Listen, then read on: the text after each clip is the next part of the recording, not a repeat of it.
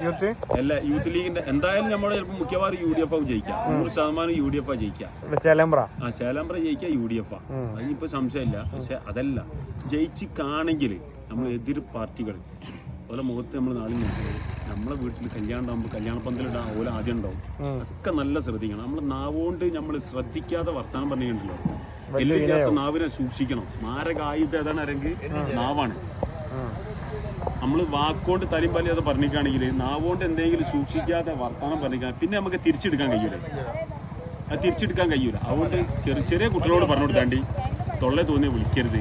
നമ്മളിപ്പോ പണ്ടത്തെ മാതിരി പണ്ട് ജനാർദ്ദൻ നായരൊക്കെ ജയിച്ചപ്പോഴൊക്കെ ഉണ്ടല്ലോ വലിയ വിളി. ഇപ്പൊ ഒന്നും ഇല്ലടാ. അങ്ങനെ ഓർമ്മയുണ്ട്. ഞാൻ വ്യക്തികളെ പറയില്ല. അതൊക്കെ എന്റെ വിളിക്ക് അത് ഇന്നാളെ വീടാ വിളിക്ക് ആ കേതെന്ന പാറയുള്ള മനുഷ്യണ്ടല്ലോ മരിച്ചിട്ട് പൊരുത്ത് പിടിക്കാൻ കഴിഞ്ഞില്ലേക്ക് ആ വാക്കൊന്നും എവിടെ പൊരുത്ത് പിടിക്കത്. ആ വിളിക്ക് ആവേശം ഇങ്ങനെ പുറകം കൊള്ളിക്കും. ഓരും ഉണ്ടൂല നേതാക്കളെ.